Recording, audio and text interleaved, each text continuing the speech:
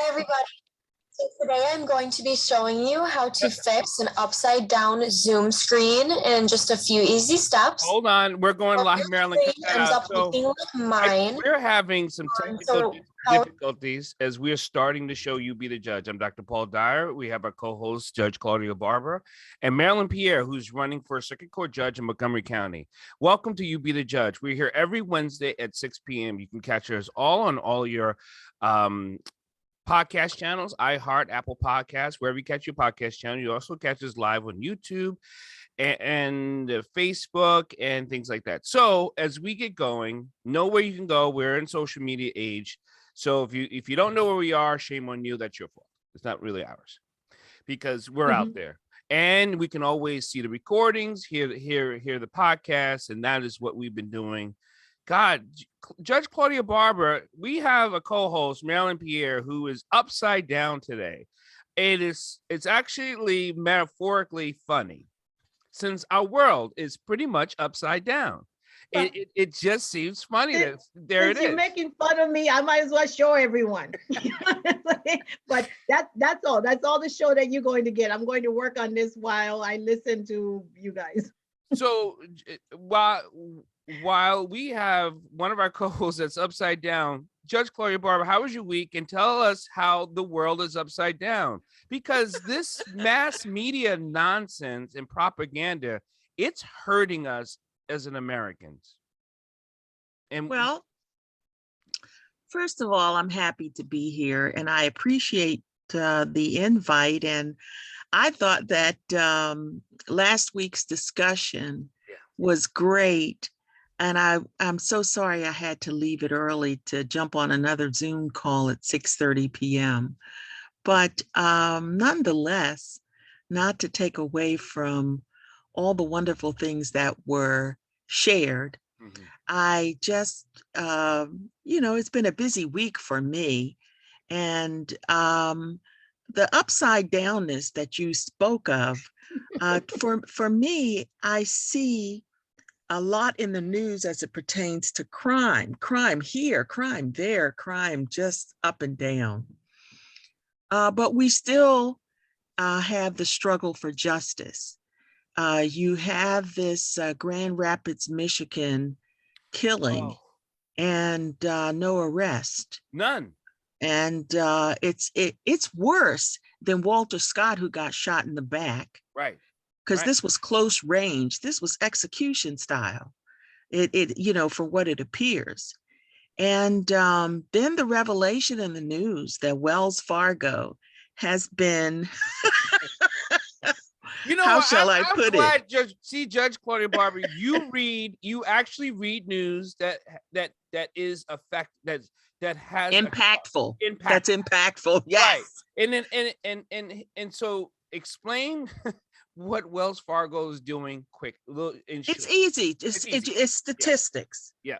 The article that I read showed that there was not this huge gap in rejected applications. It was rejecting, statistic-wise, more than 80% of mortgage refinance applications, whereas other entities, and these were strictly Black applicants. That's all they were.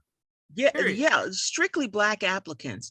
And the way it came to light is someone who owns rental property in the Atlanta, Georgia, or the Georgia area, apparently, ordinarily with his 800 credit score, would have zoomed through the refinance process.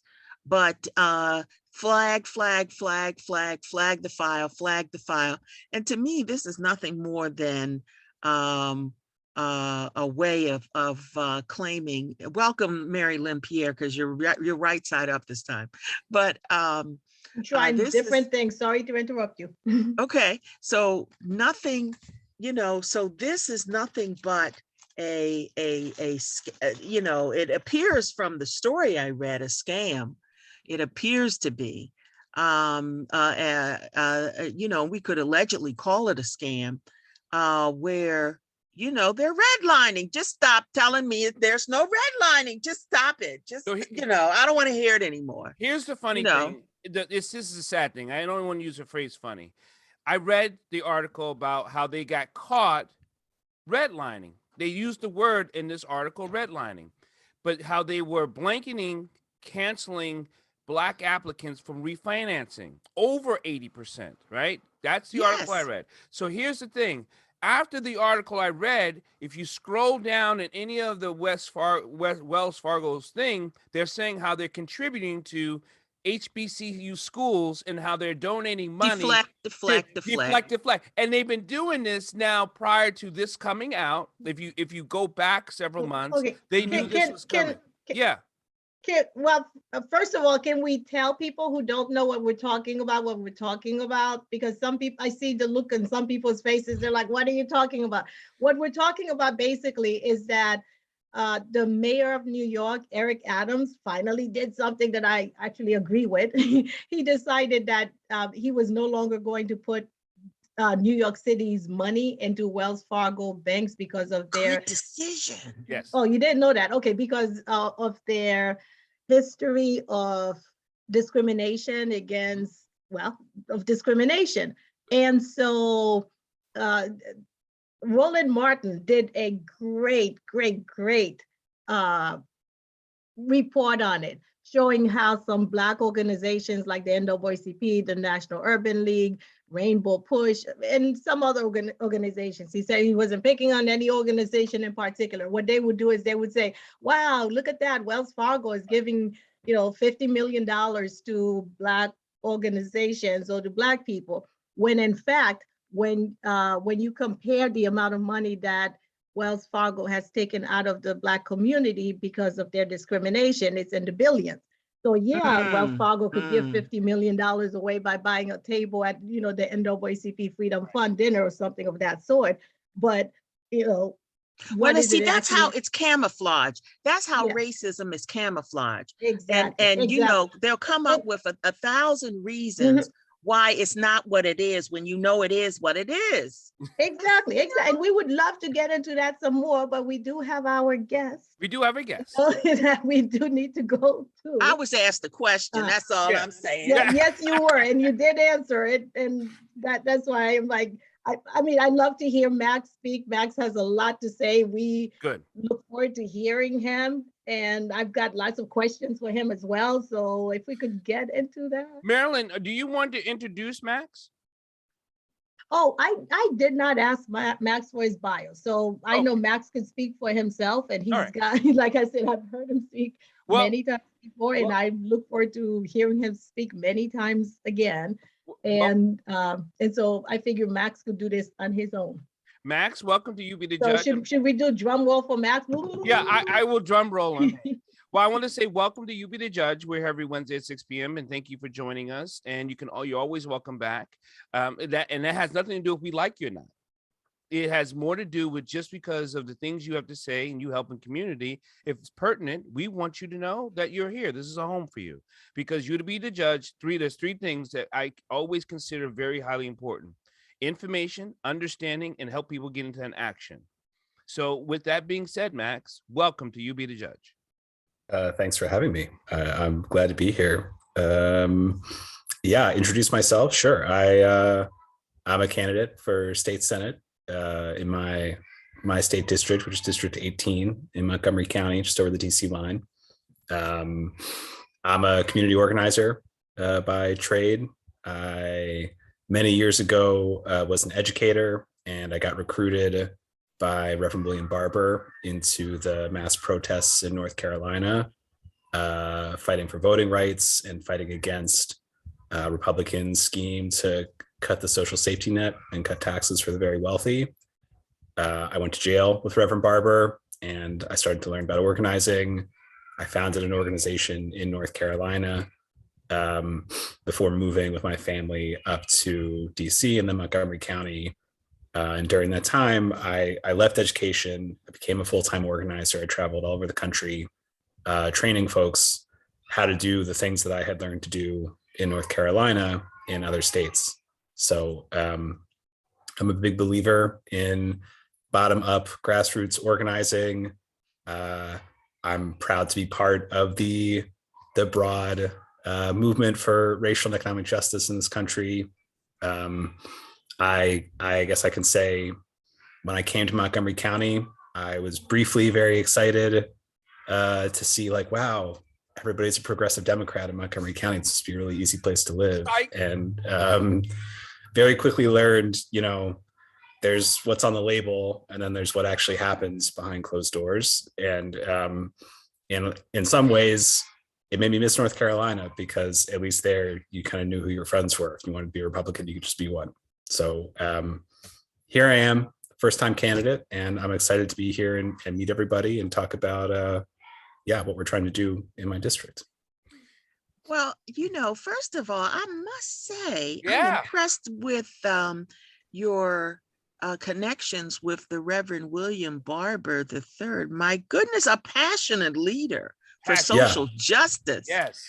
And there's not many other people who, going from hearing him speak the very first time to go into jail with him, there's only a few people in the world who could do that for me. But well, there was demonstrations in actually Anne Arundel County, and some of the NAACP members that are part of the Maryland People's Poor campaign, they did follow Reverend William Barber's message to the science, and they were arrested for blocking traffic in Annapolis near the State House to protest, poor people's policies. And so that there are people in that arena in this area, and we're so glad to have you a part of this area to continue that social justice message. So Max, and I agree, I am going to second and third, even with Marylin. Marylin, I know she's upside down cheering you on, but here's the thing, Max. One of the things you said that I want you to touch on before we get into other questions was that when you came to Montgomery County, Maryland, Montgomery County, there are things that are seen and there are things that are unseen. And for those of the people that's listening on a podcast and iHeart, you're a white guy. You are pretty pasty white at that. So for you to say something like that, for people to hear, what do you mean? Because sometimes when African-American people say it, it still sounds like we're complaining. But when a white person says it, it's a revelation. So explain. Yeah, and that's it's unfortunate that these kinds of comments get heard that way, depending on your own racial identity. But it's very true. I think that to give a concrete example, I guess, of what I mean, when we came to Silver Spring and we were living downtown, relatively soon after we moved to Montgomery County, a neighbor of mine, a Black man, was killed by a Montgomery County police officer. And that was really my very unfortunate entry into local political matters here, because I unfortunately had been part, in the past and other places of similar situations. And I knew from my experience that, these kinds of cases tend to get buried if the community doesn't speak out about what happened. And but I thought, maybe Montgomery County will be different than it was in North Carolina. And instead, what I found is that it was very much the same. And if anything, the laws in Maryland at that time were even more draconian. State law, the so-called Law Enforcement Officers Bill of Rights, which I'm sure folks here have heard of, basically precluded local government from taking almost any kind of disciplinary or even investigatory action in a situation like the one we were facing in my neighborhood. And I'm talking about literally, a man walking on a walk through the neighborhood like he was every single day. Nobody called the police on him. Everybody knew who he was, known to his neighbors. An officer on an unrelated call driving by decides he looks suspicious, chases him down, ends up shooting him, right? So you couldn't have a more cut and dry case, of abuse of force leading to a murder. And yet the officer faced no consequences because of the state law. So for me, yes, as a white guy, as a white neighbor, joining with other neighbors in the community where I lived, to try to get some justice, some kind of justice for the man's family. And ended up leading me on this multi-year odyssey where I eventually, was appointed to the county executive's task force on reimagining public safety, a year-long investigation into Montgomery County policing practices and the data, and finding that Montgomery County, is just as bad as almost any other place in this country when it comes to police abuse, very unfortunately. We're talking about, an overwhelmingly racially biased pattern of traffic stops, of use of force, of petty arrests for drug possession. It runs the gamut. And so, and I think that it's unfortunate that there are a lot of folks who live here who would not support those things if they knew about them. But if you look like me and you live in, your safe neighborhood and you have your good job and you work in DC or something, this is your, you come over the DC line to go home at night, you can afford to check out of some of these things. And unfortunately, that's what happens a lot of the time. So that's what I mean. I mean that, there are really good people in Montgomery County, really good people in my district. We have an amazing, truly multiracial society here. It's why my family love living here and why we want to stay here.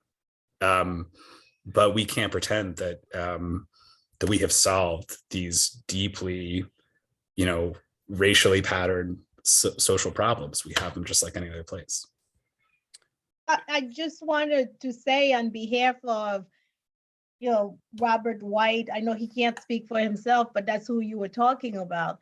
The fact that you and some other activists decide that you were going to bring light to his death was just so important, because people in Montgomery County didn't think something like that could happen in Montgomery County. And even looking at the video, the first video that they put on YouTube, when they released it, they had a longer video and it shows you the police officer getting out of the car and Robert White just walking around saying, and the police officer is asking him questions and he's saying, leave me alone, leave me alone, leave me alone. I mean, and that's all he's saying. And this police officer is chasing him to a residential neighborhood. And that in and of itself, I found problematic, because you could see other people in the neighborhood as well in the video. And that police officer is creating a dangerous environment for those people. Not to mention for Robert White, who he eventually killed. So thank you very much for that, because somebody like Robert White, and I will keep saying his name because we need to keep saying, the names of the people who are, who find themselves in those situations. But if it weren't for you and people like you, no one would have known his name. It would have been, police officer shot someone, and that would have been it. So thank you, Max. Well, I think that there should be some follow-up here, because you have Eric Barron, who's now the U.S. attorney in Maryland, an African-American male. And you also have a police chief in Montgomery County that's African-American. But this case needs to be going to a grand jury. It sounds awful. And I'm not sure how anybody could see somebody walking in a neighborhood. That reminds me of that Colorado case of the man who lost his life after walking out of a store. Oh, and yeah.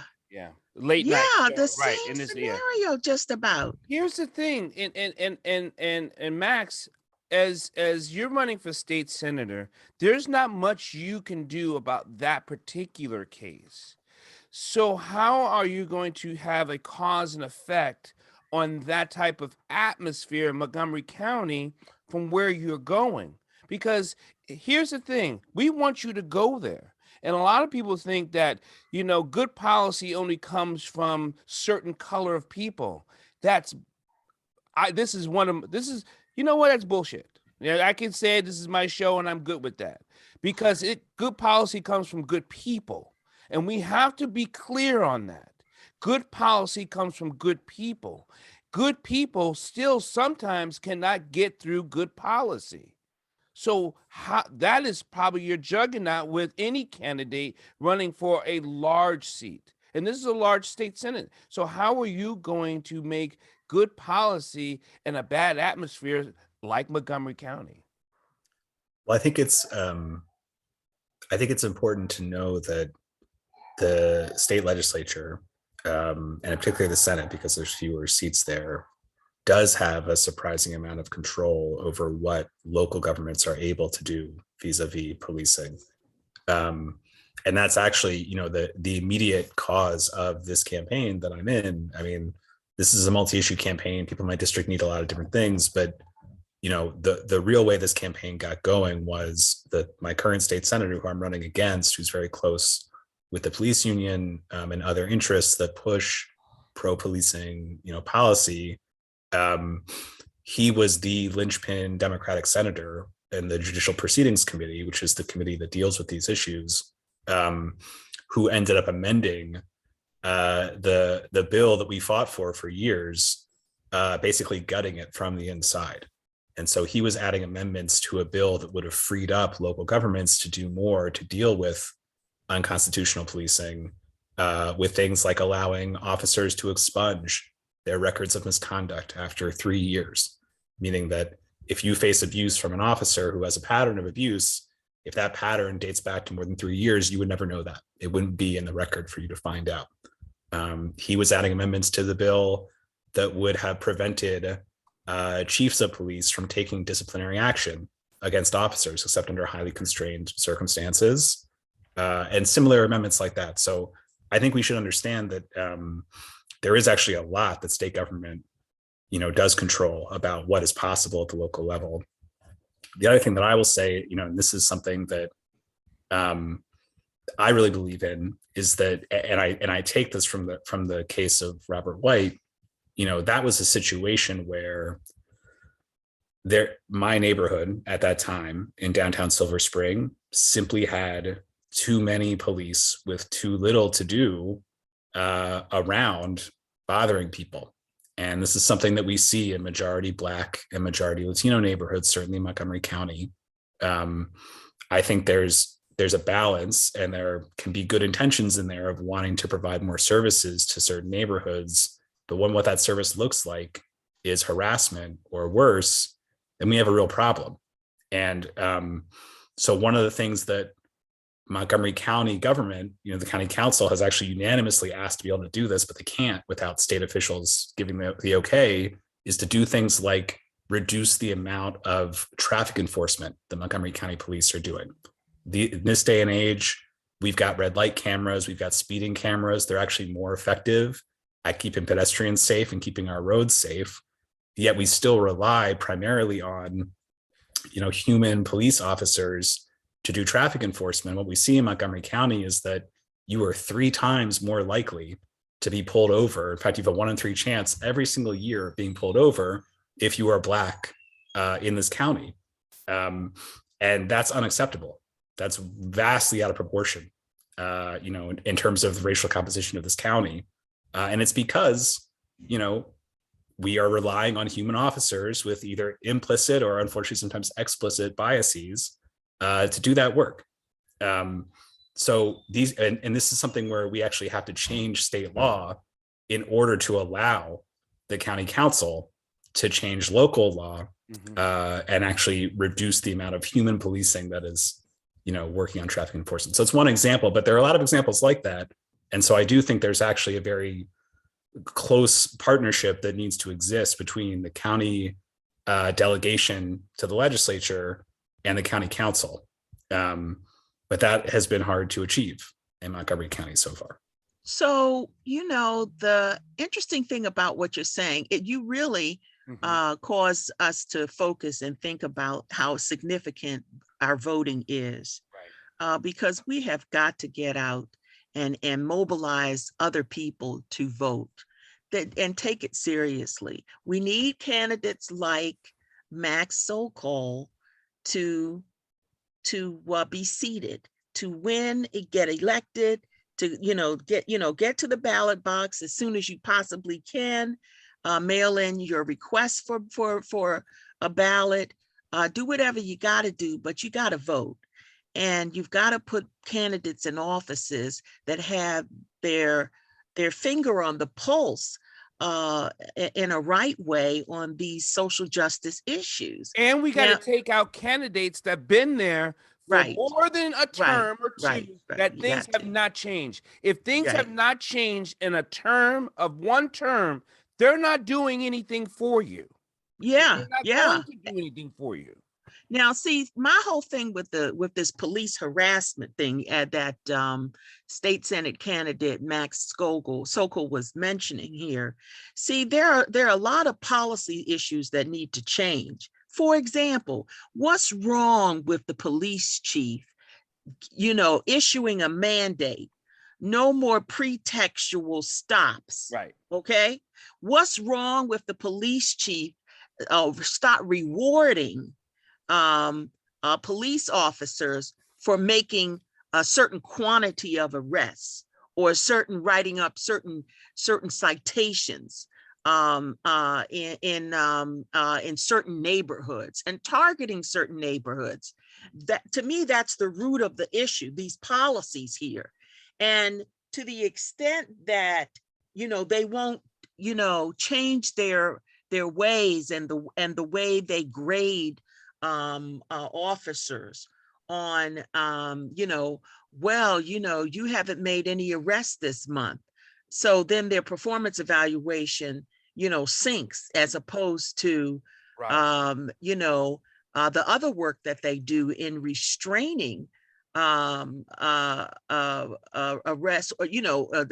or actually involving themselves to the point that they don't make an arrest. And they calm down situations instead of escalate situations until they become fatalities. So, that's where we have to organize forums so that these questions can be asked of candidates, so that we know where they're coming from. So we have to know that. Does anyone have a question for Max at all? Anyone? Because Well, go ahead. Kathy has a question. Go ahead, Kathy. Go ahead, Kathy. Yes, I just want to ask the question that I asked last week, and whether or not Max is aware of the attempt to interfere by the voter integrity group with the voter registration list with the Board of Elections. Are you familiar with that attempt and whether or not the issue has been resolved? I am familiar with that attempt because I know the county Democratic Party was responding to that and sent a tremendous number of people to the Board of Elections meeting to try to prevent that from happening. I myself could not get into the Zoom meeting because so many people joined it. So I actually don't know what the outcome was of that, but I know the county party is responding.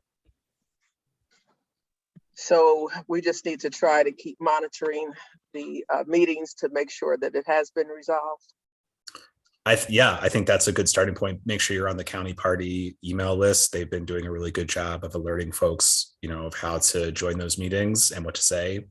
Well, I've joined the notification list twice and have yet to receive a notification, so I'm not sure. Really? Yeah. If you want to chat me your email, I can make sure you get onto the list. I'm not sure where that happened. Alrighty.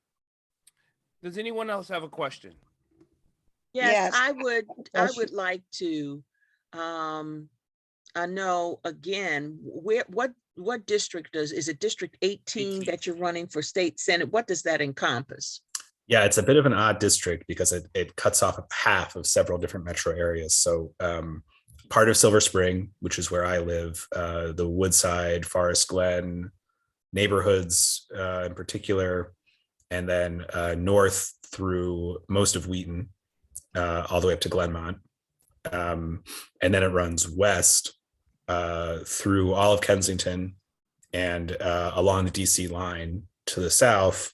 So encompassing almost all of Chevy Chase and about half of Bethesda up to Rockville Pike, more or less. So North Bethesda in particular. So it's that general area where the district just west of the downtown Silver Spring Tacoma Park district, which is District 20. Wonderful.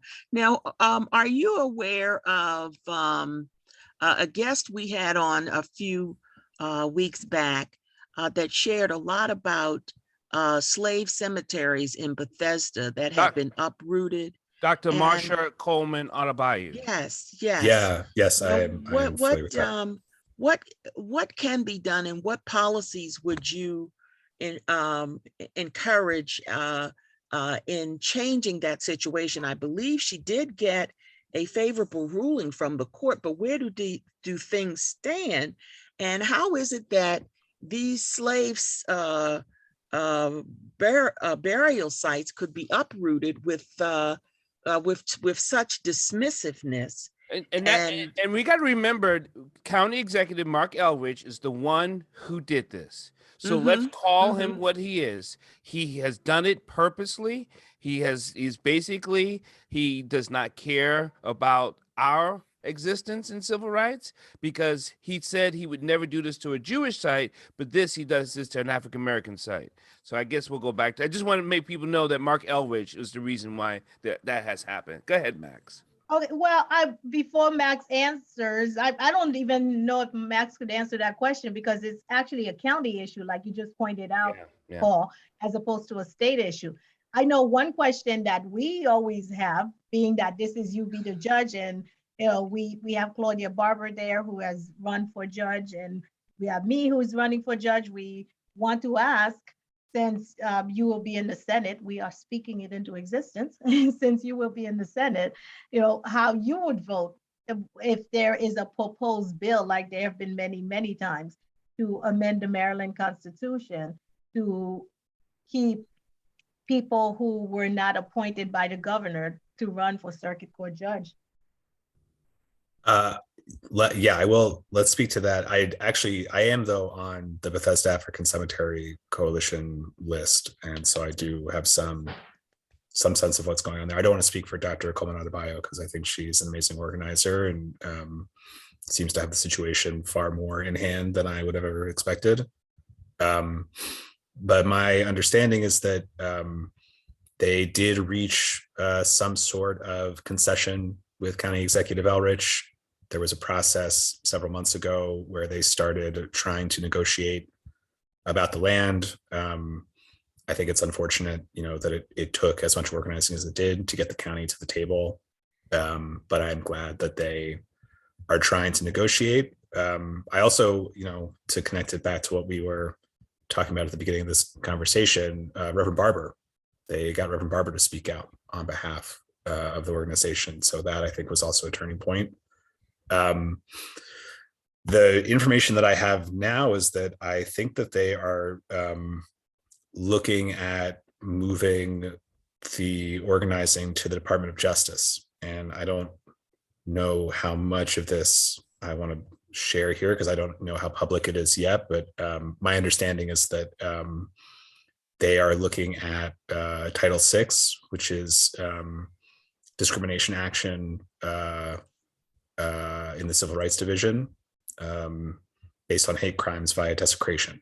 So I don't know what's going to come of that. I think they're looking right now at how to move forward a complaint at that level, which I imagine might supersede the local negotiations they've been doing. So that's what I know about that. But I encourage everybody who's interested in the issue to get on the Bethesda African Cemetery Coalition email list to stay up to date with this.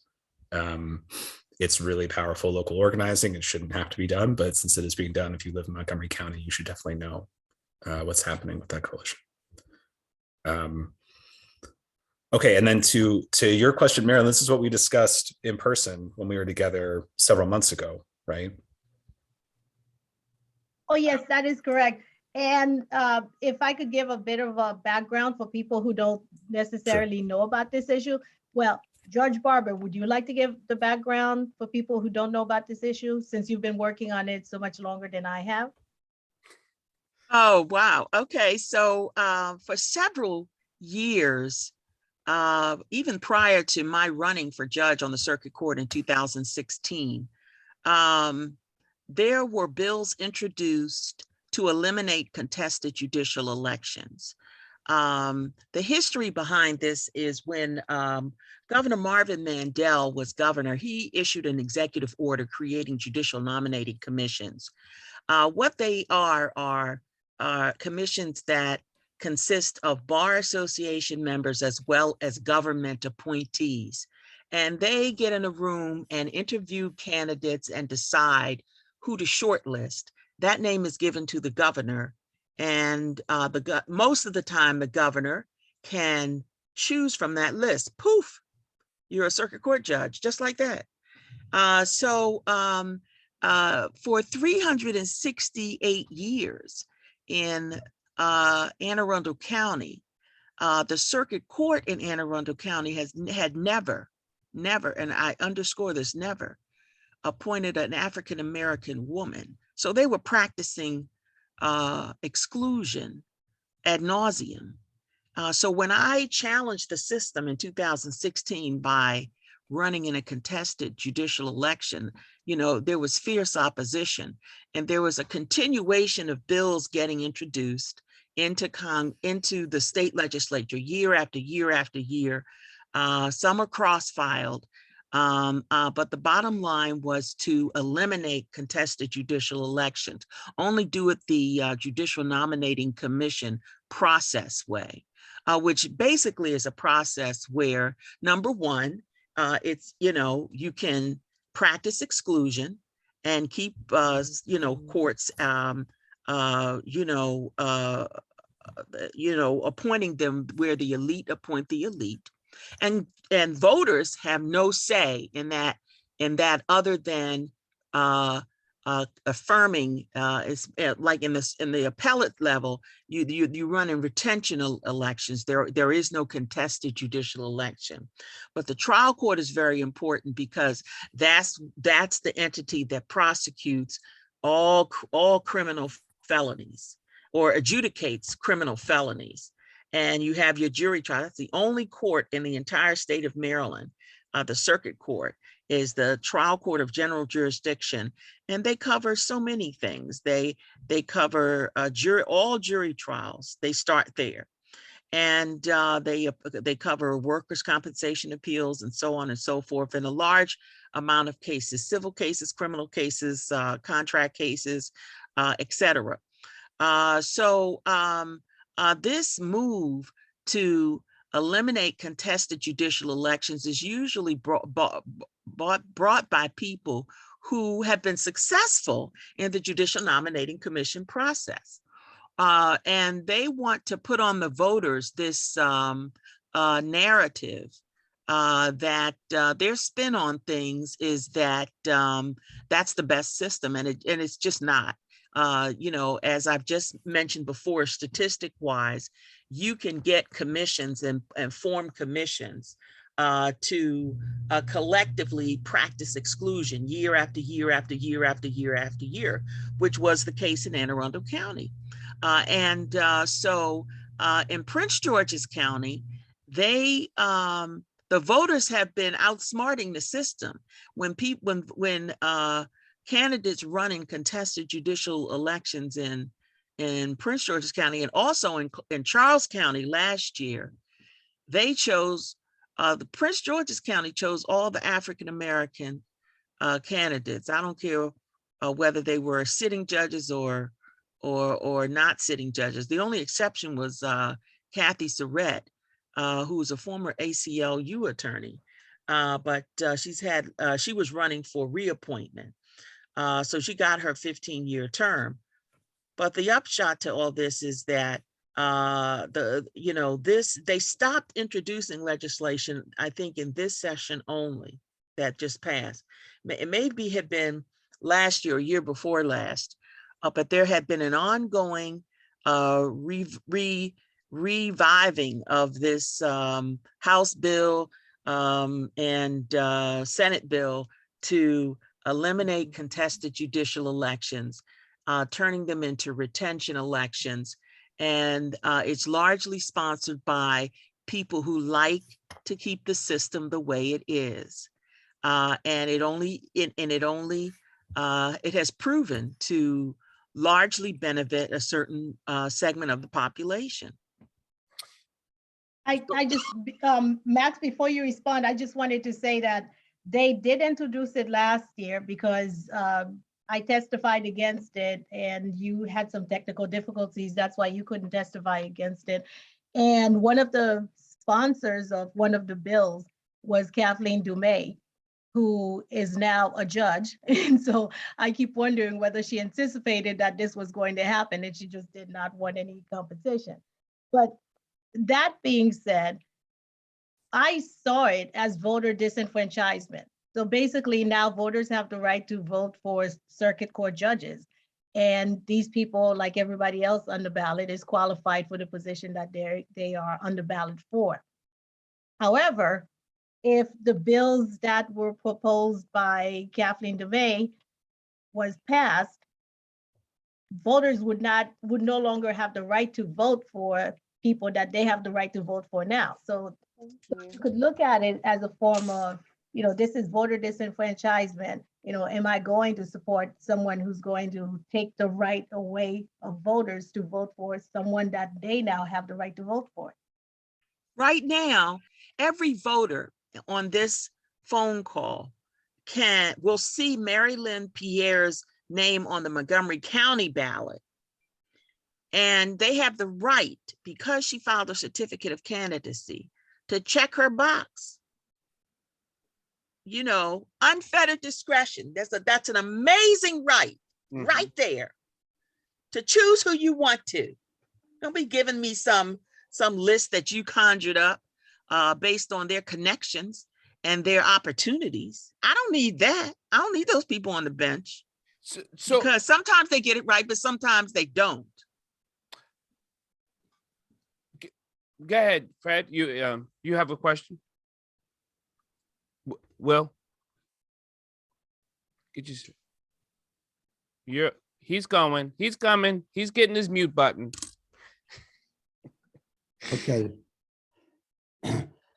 I just want to add that the Supreme Court decision in the Florida bar case says that the people of Florida had a system where there was no election of judges, and then they found deficiencies in that system, and they went to a system in which there was the trial court judges had to be elected. Thanks, Will. And yeah. I commend everyone to that Supreme Court decision, the Florida bar case around 2005. Max, we have some time left, but I want to know what are some of the things that you are focusing on with your campaign, or are you hyper focusing on just being a good person, running a great race, to be in a good seat, to do good things for everybody? Yeah, I like to be more specific than that. I don't think people want to vote for that. I mean, this is a very grassroots campaign, so I knock doors every day and talk with voters, face to face. I just got back from doing that. The things in my district that I'm focused on are, first and foremost is housing and the cost of living in Montgomery County. It's an absolute crisis. I mean, it's nationwide, but certainly in my districts. We have a really horrible situation where it's a very, multicultural little slice of Americana in our county. 1 in 3 folks who live in Montgomery County were born not in the United States. So we have a really vibrant population of first and second generation immigrant families. In many cases, these are folks who came here 20, 30 years ago, lived here far longer than I have. But this whole time they've been renting because it was never cheap to buy a home in Montgomery County. And what's happening now is as the housing market continues to overheat, we're seeing really serious displacement that is uprooting families who really have made their home for generations now in Montgomery County. And so there is this big battle at the county level around zoning and density and how we create more housing stock for people. For me, at the state level, the missing piece has been how do we deal with affordability for folks who live here now? And there are things the state can do. So we can do things like stabilize rents statewide. We did that on an emergency basis in Montgomery County, but that's going to expire. I want to bring that policy to the statewide level. There's several other states now that have statewide rent stabilization. It just means, it doesn't mean that a landlord, if you're renting out a single unit or something, you can still raise the rent, keep up with inflation, what have you, but you can't raise it 20% or 50%. You can't, juke the market to push people out of the place that they call home in order to make an even bigger profit. So we need to do that in Maryland. I also want to see us finally pass just cause eviction. Delegate Wilkins, District 20, just to my east, has been introducing that bill tirelessly. It's high time that it passes. It needs support in the Senate. And then the third leg of the stool on housing is really constructing more what's called social housing, mixed income, publicly owned housing that gets us out of the developer hamster wheel and into actually democratically controlled forms of housing where we, as a society can determine, hey, we need a lot more deeply affordable housing. Let's build deeply affordable housing, and we can raise the public money to do that at the state level. So that's the biggest thing. You raising a great point Yeah. about the housing, because America has shown that they got money to spend on anything they want to spend money on. Except- If you want to spend multi-billions of dollars and give it to Ukraine, you can. Can. If you can spend multiple True. billions of dollars on rescuing the country during a pandemic, you can. So it's about priorities, and it's about what priorities here. That then the same way you gave missiles, all kinds of foreign aid to Ukraine, the same way you can solve the housing crisis or the housing affordability crisis. You can, take over land and have developers build properties for people who are homeless. So, but here's the thing, Max. They are saying affordability housing, and we have developers saying I'll build affordability housing so they can get some type of passing of a bill. But out of the 80 units, they're only allowing 4 affordable units out of the 80. That's right. That's crazy. That's right. That's crazy. And many people are like, oh, but he, she, them, or they build affordable housing. They built 80 units. 4, it's not affordable housing. And that's you're exactly right. That is a tremendous part of the issue. And, continuing to go back to the private sector to try to build our way out of the crisis in the private sector, we get the same result, right? So that's why I talk about social housing. This is a bill that already exists in the House. We have a framework in place. Again, we need help in the Senate to move it forward. But, the basic idea is that with progressive taxation at the state level, we can raise money at the state level that a place like Montgomery County, where I live, can borrow against to publicly finance publicly owned housing that is mixed income. So we still get to create, apartments at the market rate.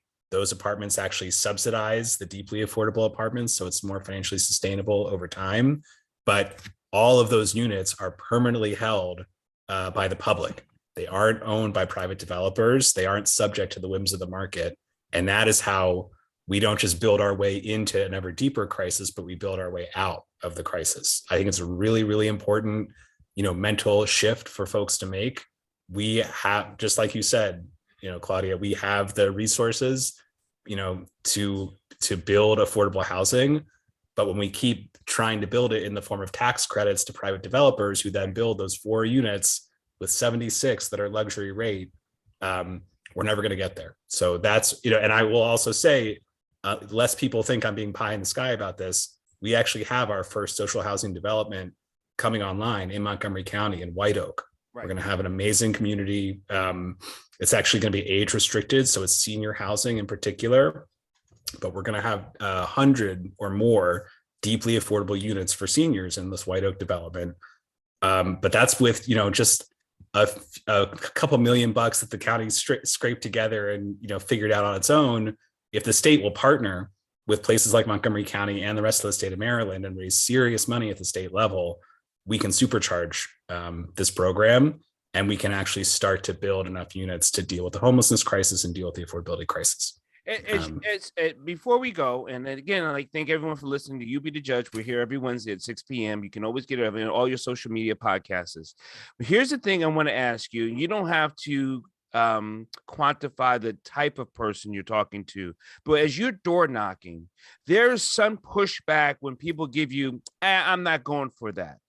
What are those conversations that you want to enlighten people that these are still what people believe out there? Because there are some that don't agree with you. There, hopefully many do and will vote for you, but the few that don't agree with you, the question is why wouldn't they agree, or why don't they agree? What is their argument? I don't, 9 times out of 10, that person who doesn't want to talk is somebody who has given up on the idea that government cares about what's happening to them. I don't find a lot of, right wing, so to speak, pushback on these ideas. I think these are popular, fairly common sense ideas for people. But I do see people, who feel cynical or just despairing about the idea that the local government or any kind of government is actually serious about reaching them. What I tell people in that case, because I usually have about 15 seconds before the door shuts in front of me, all I say is, I feel just like you do a lot of the time. I understand how you feel. I want you to know I take no corporate money. I take no developer money. I take no utility money, and I never will. I'm grassroots funded only. And I really do believe that matters. And I really do believe that the things you feel about how government doesn't respond to you really do come back to who's on speed dial in too many of these legislative offices. It's the folks who cut the large checks. So sometimes that gets them to open the door back up. Sometimes they're like, I've heard that before too, give me a break, but it's the truth. So that's what I try. Do you have an email that you that one can access you and get feedback?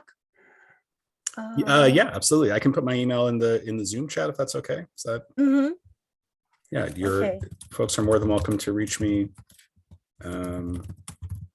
right there, and I'll put our website in too if you want to learn more about the campaign. Yeah, you also have an Okay, event thank on you. Saturday. I do. Yeah, we have free ice cream and live music outdoors in Capitol View Park. I'll put the link in for that as well. Folks are more than welcome to join us. Oh, thank you. That should be a lot of fun. This has been enlightening, very enlightening. Because I didn't know much about this candidate and the jurisdictions that are covered. So I'm so glad that you came on board to share with us more about your candidacy. And yeah, thank you for having me. Yes, most definitely. It has been very enlightening. Sorry, one more thing before you go, Max. If you could repeat what the current senator has done and why this is one of the main reasons that you're running, because I really think that it's important. That is important. They vote, and then we vote, and then we don't come back until the next election. So we have to vote and be able to speak to the people in power and say, this is not why we voted for you. Why would you do something like that when, the voters who voted for you don't want you to take such actions? So Max, if you could do that. I'll try to do it on one foot. There's a lot there. I will say, our website is max4senate.com, for like the number 4. And we actually put links to media stories about this race, some of which cover in more detail. So if folks want to do your own reading, I encourage you to check those out. But very, very briefly, the incumbent that I'm running against is the vice chair of a very powerful committee in the Senate called Judicial Proceedings. And he has used that position to trade favors and to undermine a number of progressive priorities. So around police reform, he was, every Republican's favorite Democrat on police reform. He voted with Republicans to try to stop that bill, and he gutted a great deal of it. He killed the Inclusive Schools Act, and actually, I think he killed it again this session. I still got to look into it. That would have protected the civil rights of gay and trans students in our school system, including in the boost and the voucher system. My opponent, is someone who, my district runs along the Capitol Beltway. There's a lot of opposition here to the Beltway expansion. I live, 200 yards from the Beltway. You can bet I'm opposed to it. I'm terrified about what's going to happen to my community. My opponent has not, agreed to oppose the expansion. And in fact, he's taken money from the lobbying firm hired by the private company that's going to own those toll roads. So there's a pattern of conduct here where my opponent is one of the best funded Democrats in the state of Maryland.